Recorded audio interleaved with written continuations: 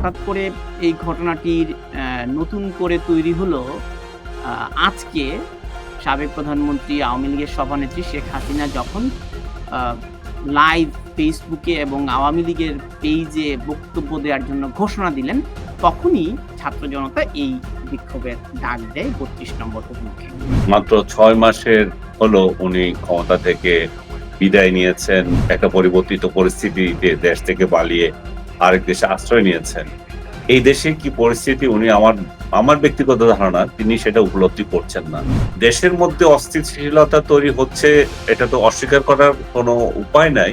দ্বিতীয়ত তার দলের যে নেতাকর্মী তাদেরকে উনি অনেকটা বিপদের মধ্যে ফেলে দিচ্ছেন।